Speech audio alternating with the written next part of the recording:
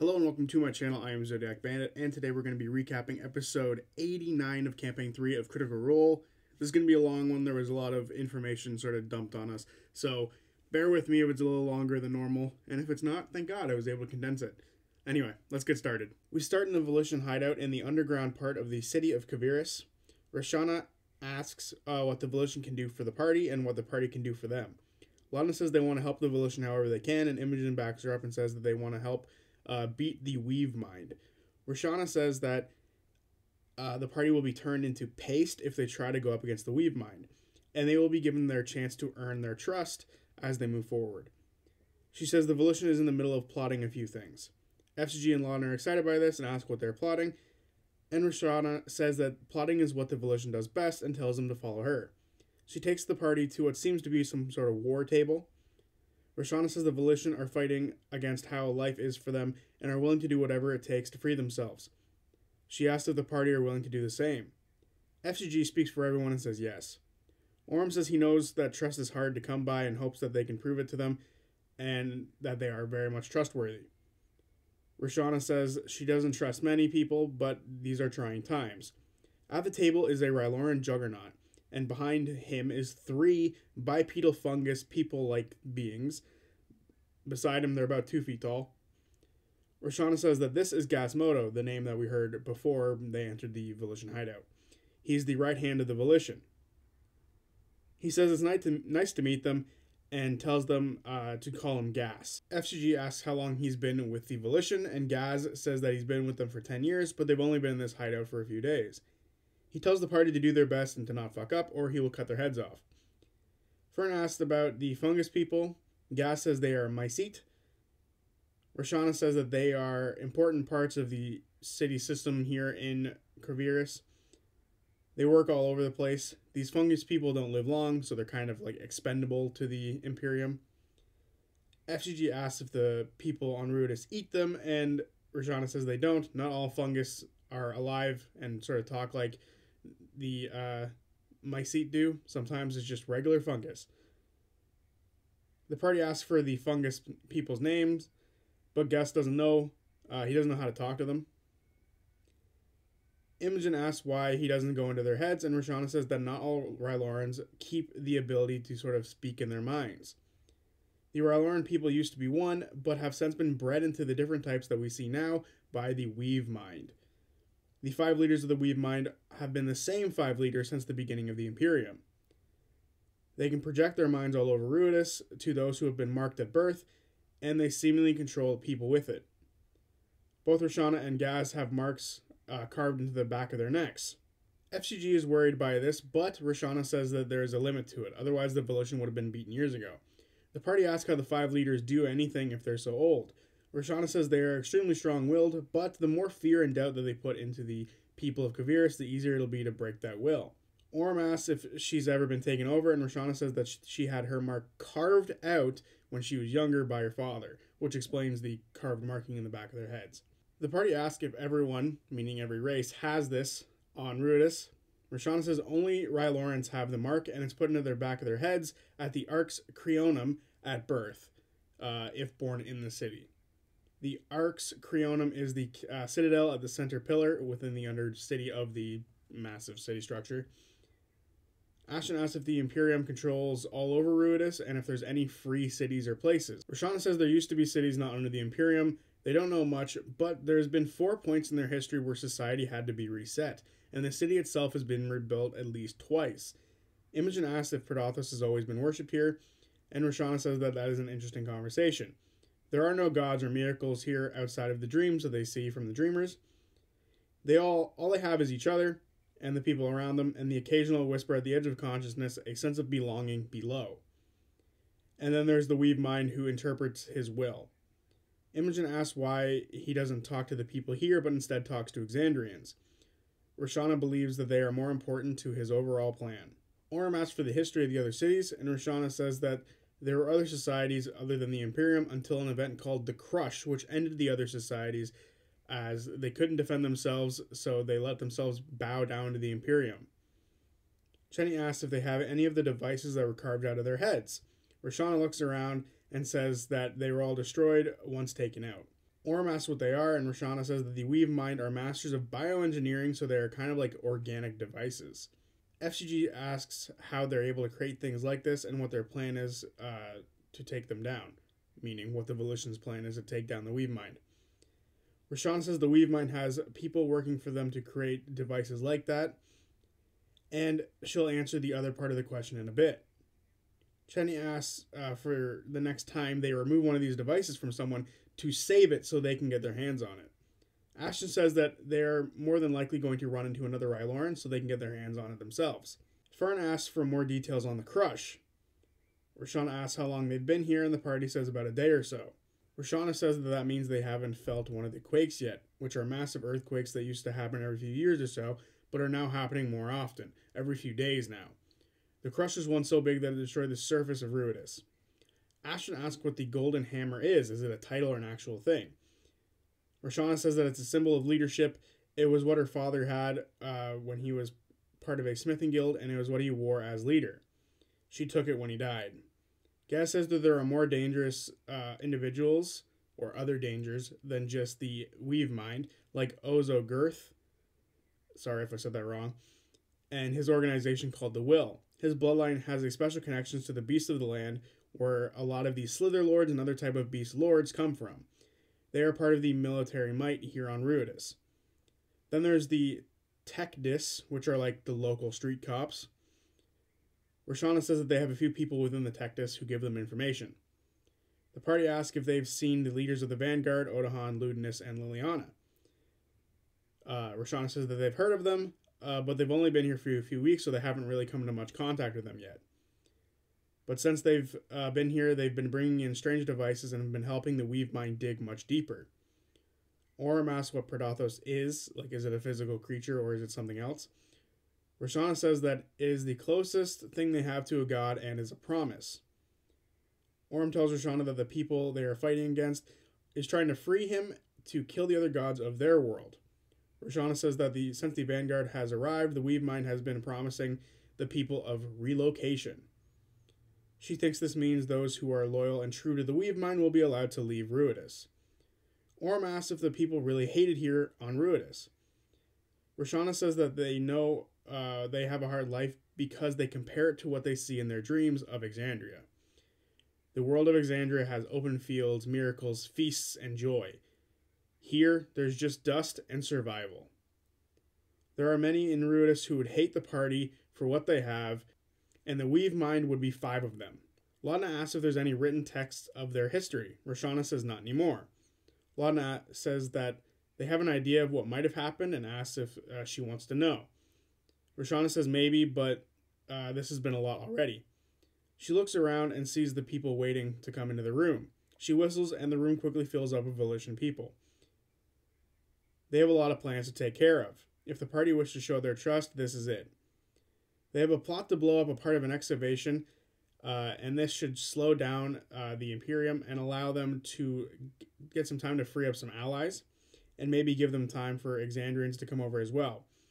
Sora Lord Zathuda is overseeing the excavation, and the last team gave their lives to try to buy them time that they have now. The only survivor is a great ally and is a great crafter. At this moment, Iris steps out of the shadows, and the party are angry at him for not telling them how to get there, but he says that they learned a lot getting here. Laudna says it makes her nervous that he is leading this mission for the excavation bomb. He led the last one, and, well, he was the only survivor, but they destroyed 2 tunnels doing so. The next mission is find a scientist, Eva Roa. She's a Bormodo, and she has stopped giving the information that she normally would to the Volition, and she works within the Arx Creonum. Chenny asks if they have anything of hers, and Roshana says that they only have letters that she sent. Everything else was sort of by brain communication, but since she's a Bormodo, she never led those. The last they heard from her that there were a few people making a device for Ludinus. The other mission is a rescue mission. Many of the Volition have been taken prisoners, and there are many Exandrians also taken prisoners as well. At this moment, a Dark Emerald Dragonborn makes themselves known. They came across on behalf of the Strife Emperor, Bane, a god. Her name is Viz Odin Amiri, and the party asks if they are a champion of Bane, and she says yes. She's going to rescue her friends, or, if she can't, fuck shit up. She's going to the Glasshold Garrison, a prison in the Oxcreonum. It's unconfirmed if her allies are still alive, but they might, as they might have some very important intel. FCG asks where she's from, and Vizodin asks what they are and why they're asking so many questions. FCG simply said that they also follow a god, so they're curious. Vizodin asks which god. FCG doesn't answer, and Vizodin sniffs the air a bit and says that they smell like a broken road. FCG isn't terribly happy with this. Vizodin says that freedom leads to ruin, and then laughs and says that FCG will not be going with her. Imogen asks which one they're going on, and Gazmodo asks Regina if they'd be good for the other mission. Regina says no, and then says that they won't be good for the assassination mission. Imogen asks who they will be assassinating inside Regina's head. Regina says a figure that will buy them some time. Imogen asks if she will have a problem with it. Regina says likely and asks if she would like to helm the mission because it's going to happen with or without her.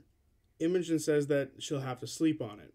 Regina pulls back and says that they have more to talk about and says that they don't have great sleeping space, but they're welcome to get some rest here.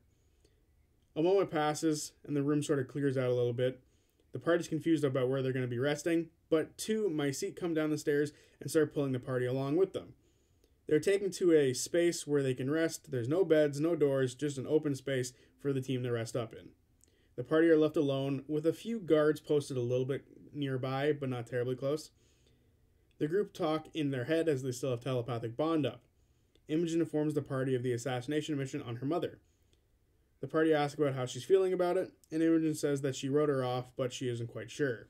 The party agreed that Liliana is bad, but Imogen says that when she connected to Predathos, she could feel her mother and that she didn't want her to connect and to stay away, maybe to protect Imogen.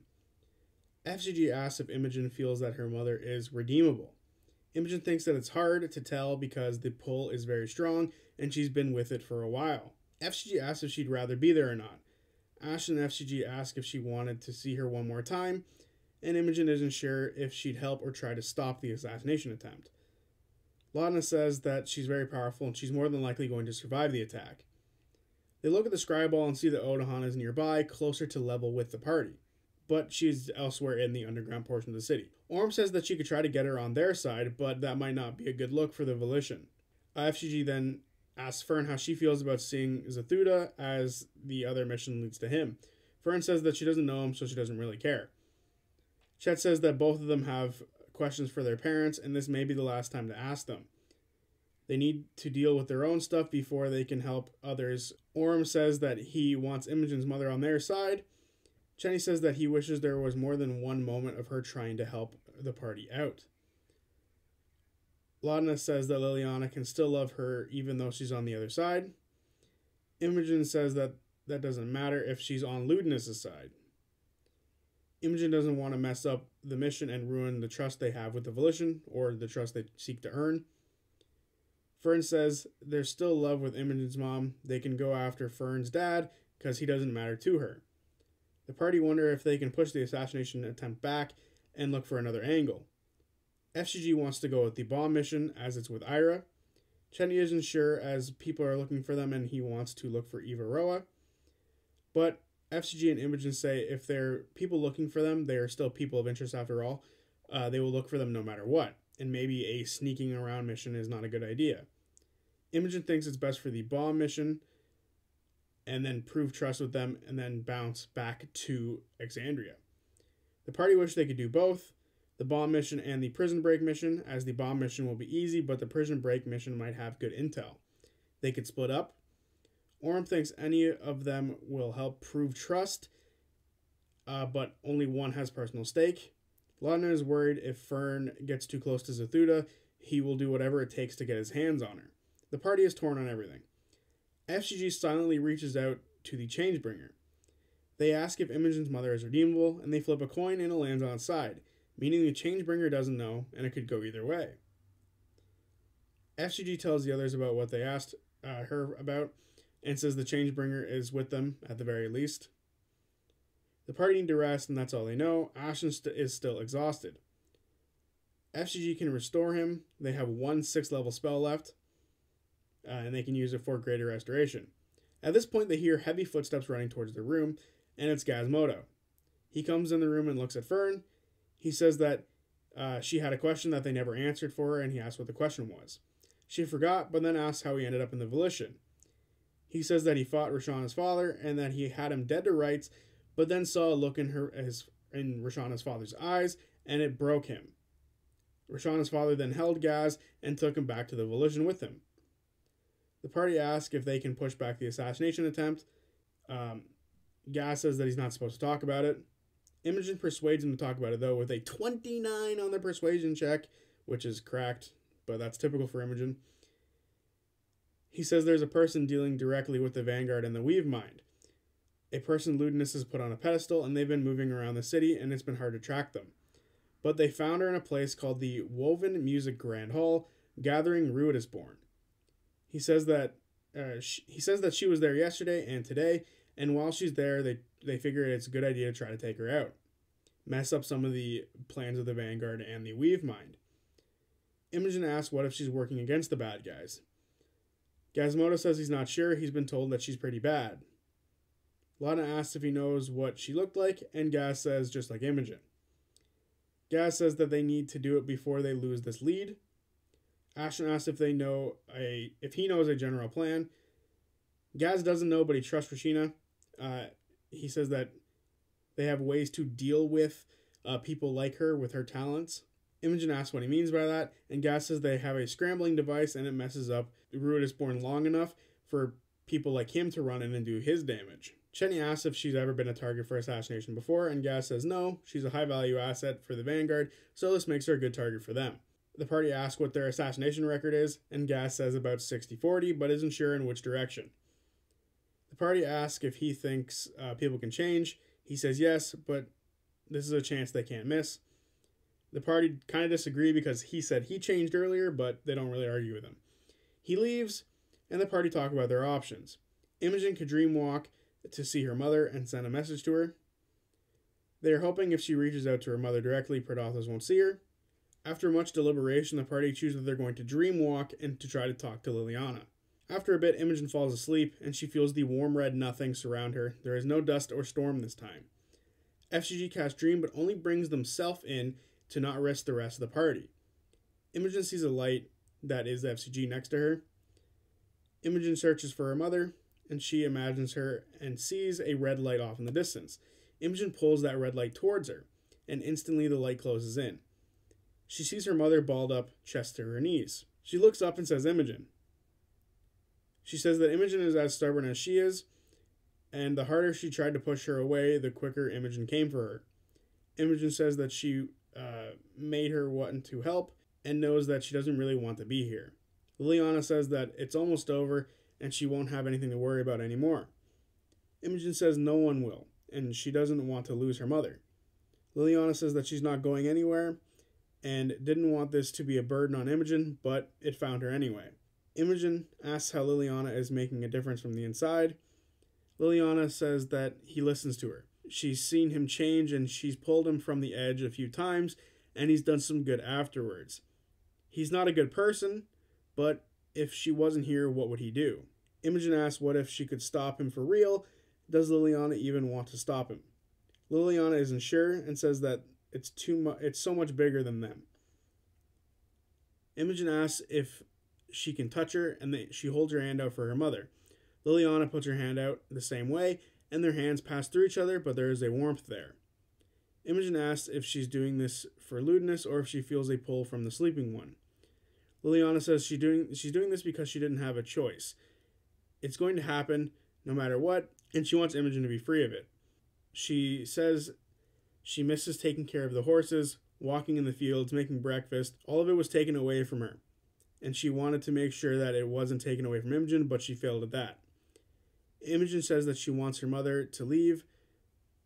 There's a fight coming, and she doesn't want to fight her mother. Liliana says that there are children here, like her, that rely on her mother. Imogen asks if she can just make sure he never wakes up and gets rid of Ludinus. Liliana thinks that would just delay the inevitable. She's surrounded by dangerous people. Imagine what would happen to the kids if she wasn't there. Imogen says to think of those who will die if he is woken up. Liliana asks why Imogen thinks people will die. Imogen says Prodothos will kill the gods. Who do you think the gods protect? Liliana says that's a good question.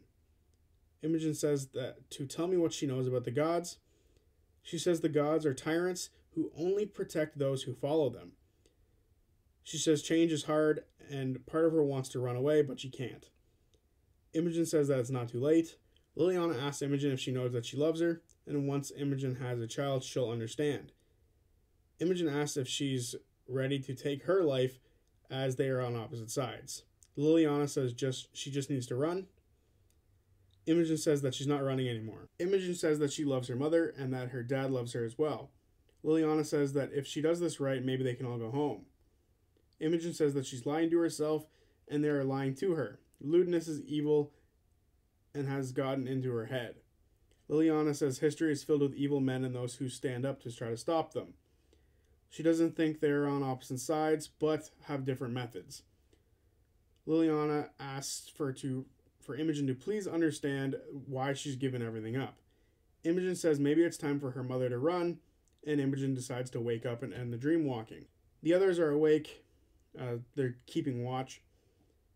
Imogen doesn't think that she'll change her mother's mind. Liliana sees the good in what she's doing. Imogen doesn't think that she should go on the mission after her mother. She feels that Liliana is too far gone. FCG asks if the others should go. Imogen doesn't want them to be a part of the plan and have a hand in it. FCG asks if they want help stopping it. Lana doesn't think that the assassination attempt will work, and the party agree. Orm apologizes to Imogen for it all. Imogen says that she knew this was just confirmation. Liliana isn't bad, it's just all gray. FCG says the gods are the same way, bad and good, everything is gray. Imogen tells them that Liliana called the gods tyrants. Lana finds that ironic from someone who is serving lewdness. Chetney asks what Imogen thinks Liliana knows about the gods, and then Imogen believes that she's only aware of what lewdness told her. Chetney questions where the idea of getting rid of the gods come from. It's like they're missing a page in a book. Lana says it's very hard. They just have lewdness's perspective on everything. Imogen says he just wants power. Ashton says that they actually have their perspective on it. He can see the tyrants in the gods, but he can also see the tyrant in the man. Chetney wonders what the five minds want to do. Do they want to control Prodothos? Do they want to keep it asleep? Do they just want to wake it up? Lana wonders what Prodothos is. Is it a being or just energy? The party question what happens when Prodothos is woken up. FCG says that the people have been promised Exandria, but what if the gods are gone, the version that they have all been seeing in their dreams doesn't exist anymore. FCG believes that the gods made Exandria livable. Ashton questions this a little bit, but Imogen says that they've seen it firsthand with the garrison of the people they saved in the gray area. I forget what it was called when they went to get the flower for Keyleth. That place was running wild without the gods being there to protect it. But Ashton doesn't agree. The gods didn't make everything livable. Orm says it's a coin flip if they are right or wrong.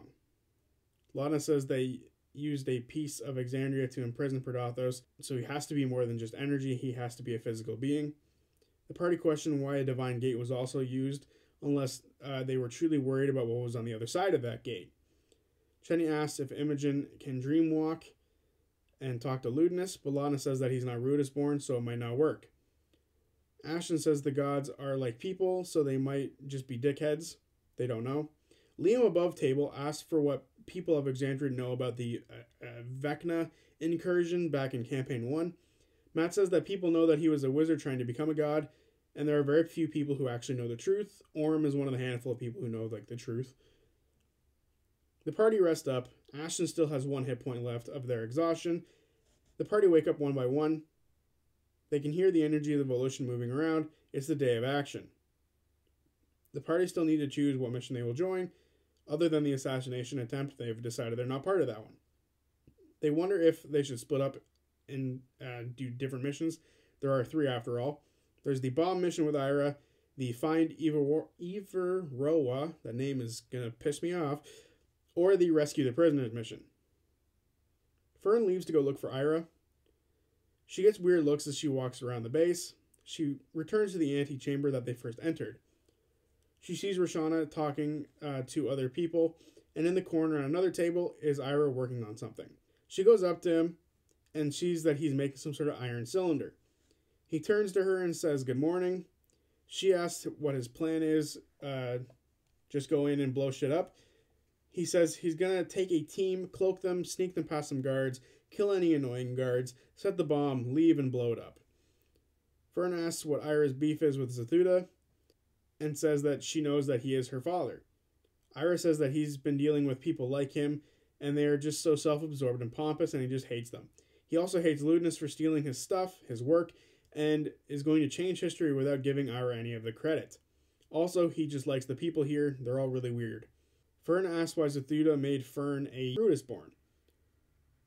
Ira says that he can't give her any specifics as to why, but Ira says that the Vanguard wanted as many Brutusborn as possible in order to make sure that they had as many special ones as possible. But it didn't work out for Fern. Fern doesn't think that it makes her special, and Ira says no, Imogen is the one who's special because of her Brutusborn nature. She's rare and that's what they wanted. Ira thinks Zethuda might be a bit disappointed in Fern, and Fern says for Zethuda to have been disappointed, he should have been around. Ira says he just didn't get the potential he wanted out of her, nothing against Fern.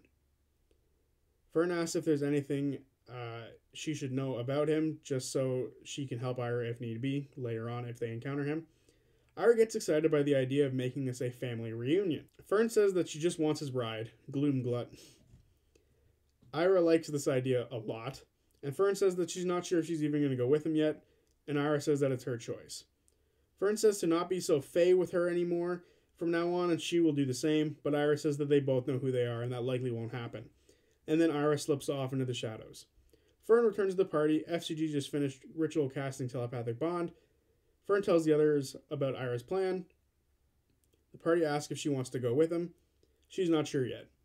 She asks what the most important thing they need is, and the party all agree that it's information.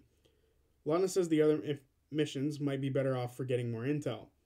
Orm wants to go after Eva Roa and the device Ludinus is trying to make. Imogen thinks the whole party doing that is a lot of people trying to sneak into the main center of the city. The volition seems to be gathering at this point. The party think they need more information about the missions. The party start to head out, and Lana and Imogen have a conversation after everyone leaves. Lana asks Imogen how she's doing. Imogen isn't sure. Lana says as someone who loves Imogen, she doesn't understand how Liliana could have left her. Imogen says that Lana also has something pulling her within herself. She says that though they got rid of Delilah, during their time away, Delilah came back. Does that mean that Lana doesn't love Imogen as much as she thinks? Imogen says that she's sorry for what she said back in Anamori's place about it finding it creepy that Delilah is always watching them. Lana says that she doesn't want to be an added burden. Imogen says that she's not, and that she can hate Delilah but still love Laudna. Imogen wonders if Laudna can ever get rid of Delilah. Lana asks if Imogen thinks that she can ever be rid of Predathos. Imogen says that that's the path they're currently on. There are no half measures there. But if getting rid of Delilah means getting rid of Laudna, then that's not worth it. Imogen doesn't know why Laudna gave in and gave Delilah more power. Laudna didn't mean to, but she never really left. They went through everything that they did to get her back, but it means nothing in the end. Imogen asks if Laudna is telling her the truth about everything. Laudna says that it's not a one-way road. The two of them feed each other. She doesn't know how it works and never will understand how it works. Laudna says if she can't get over this, and as she's saying it, Imogen interrupts her and kisses her, and says that she'll never let go, and if she needs her, that's her answer. Laudna says that she doesn't want to drag Imogen down. Imogen is confused by this.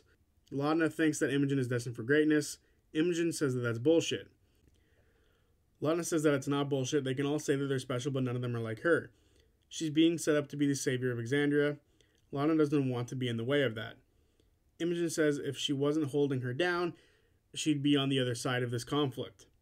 Laudna thinks she could fly higher without her. She doesn't want to lose Imogen, but it's complicated. Lana feels that the bigger the issue becomes here, the bigger the gulf between them grows. At this point, some Mycete walk into the room and begin pulling them towards the meeting. They join the rest of the crowd. The room is filled with more people than the last time they were in here. There's Rylorans, Bermodo, and the Sasquatch people. People of all sorts. Chetney goes up to one of the Sasquatch people and asks what they're called, and I am going to butcher the absolute shit out of this. They are Quanikas? I think that's how it's spelled and said. I have the spelling correct. I just forget the wording. But Quanikas, until I hear it again, my bad. Roshana says that today is a day of action and asks what the party would like to do. FCG says that they are ready to do what they have to, but they have some questions. They ask how big of a group they need on the Everroa mission. Roshana says that it's up to their abilities, but a smaller group is better.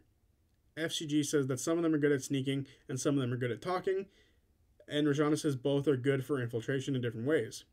But getting into the Ox Coronum is a dangerous mission as they need to get closer to the Weave Mind. FCG asks if they need people with strong wills to go so that they're not corrupted or taken over.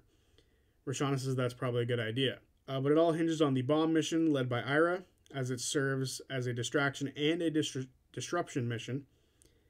Ira steps forward. He says that the mission needs someone being quick and silver-tongued. Those with an interest in the mission might also want to be a part of it, and he looks at Fern.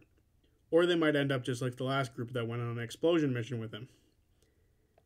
Roshana says that maybe Ira should pick the ones that goes with him.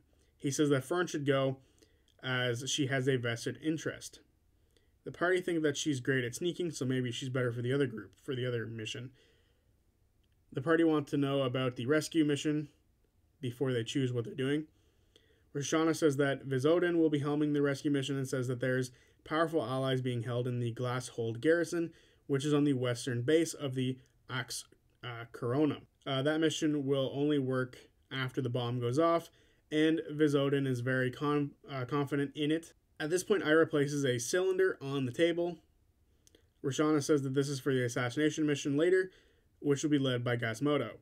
She says that they need to use the Screech Bloom, which is a scramble device that will sort of mess up the powers of the Ruinasborn, which should give them enough time to deal with Liliana. Gazmodo says this will be the first head he's cracked in a while. Imogen warns them of how strong she might be, and that they might be better off to capture them, but Roshana says that a being of such power can't be subdued. They must be taken out when they can. Imogen questions this, and Roshana says that they've lost many to people who have shown a moment of empathy. Lana says that Imogen is warning them of escalation, saying that if they are successful in the assassination, it might piss off the Weave Mind and the Vanguard real bad. Roshana says that nothing would make her happier, as they've been the only thorn in the side of the Weave Mind for a very long time. They will do what must be done. Rashina says they're an interesting bunch and is glad that they cross paths with her and that they're on the same side. She asks what they want to do. Orm, Chetney, Imogen, and Laudna say that they want to go on the infiltration team, and Ashton, FCG, and Fern say they want to be on the bomb team. The party is going to be split. They feel confident in these teams, though, which is a good sign. A thin Ryloran moves up to the infiltration team and says that she can give them aid for the first leg of their mission. She seems to be a mystic variety Ryloran. She says that she's past her prime and that she used to be a designer for the Weave Mind. Fern feels Ira's fingers on her shoulder at this point. He asks if they're going to journey together, and Fern says yes, and Ira gets all excited by this. Laudna warns Fern that he might walk her into a trap, but Fern believes that it'll be fine and that she's very much ready for anything. After everyone is set, FCG casts Greater Restoration on Ashton, no more points of exhaustion, as they still had one left. FCG also casts Enhance Ability on Laudna, for dexterity purposes, just in case, and they tell each other to be safe. They give each other their goodbyes, even though they can still talk in their heads, for however fucking far distance they want. Orm says no unnecessary risks to everyone. Avonus, the old mystic Ryloran that came up to them earlier, pulls out a loose bit of charcoal and puts a bunch of it up on the foreheads of the infiltration team, making their eyes glow for a second. However, Chetney refuses. He says that he doesn't really trust her because of what she said about her past, which was that if they met her back then, they wouldn't like her. She says, okay, and then turns Chetney, Orym, Laudna, and Imogen invisible. 3 of them can see each other and Chetney, but Chetney can't see them. The Rylauren gave them see invisibility, and Chetney didn't take it. Roshana goes over the plans with everyone again. There will be teams playing lookout for each mission, just in case things go wrong. The bomb team, Ira turns to them and asks for what their preferred means of wandering around is. Invisibility or looking different. The party choose to look different, as invisibility might be, lost once they do something. Ira casts seeming on them.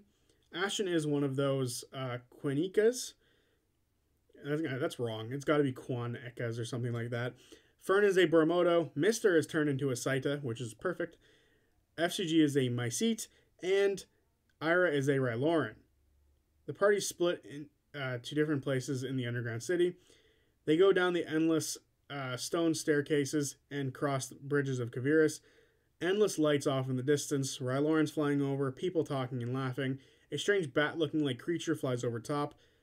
There's life throughout this part of the city, art, music, unlike the city above. They can see a bunch of Exandrian architecture, almost elvish, almost dwarf, but some of them have been changed in various ways. The influence of the dreams and how they've been interpreted is felt strongly here. They can also see the military as they walk through. They hear the sounds of drills. They see war machines and armored juggernauts getting ready to move to the surface when need be. The 2 teams lose sight of each other at this point. As they push forward towards their respective missions, the episode ends. And there you have it, episode 89 of Campaign 3 of Critical Role. Fucking so much information was given. And in episodes like this, it really shows how much pain is felt, for me at least, by the loss of crit roll stats. But anyway, there was a lot of information in this one, a lot of talking. Not a lot of action, but it seems like we're going to get some action-packed stuff in the next couple episodes, so I'm very excited. They said next week, but that's not true. I'd imagine it's true for them, but not for us, because it's the last week of the month. So we're not going to get another episode this month, which really sucks. But holy shit, was there so much information, and this is probably going to end up being a longer one. I'm looking at the times of all the recordings I have right now, so probably going to be a longer video, and this is not helping, but I very much enjoyed a lot of the stuff that we learned.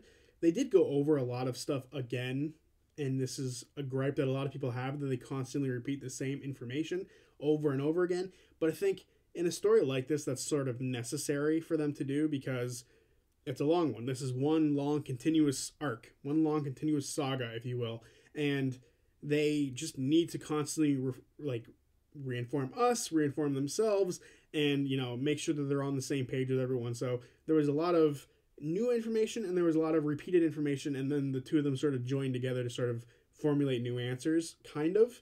But there's still many questions, still many unanswered questions, so there's still a lot going on. And I'm very excited for the next couple episodes. It seems like Sora Lord Zathuda is potentially the first one on the bingo card who's going to die, so that would be really cool for that to happen. Hopefully it happens soon. Maybe even Liliana dies. Do we count it if on our bingo card if Liliana dies in the excursion or the assassination attempt? I think we count it because that's important. So yeah. Anyway, I will see you guys on Tuesday for whatever video I make next. Until then, peace.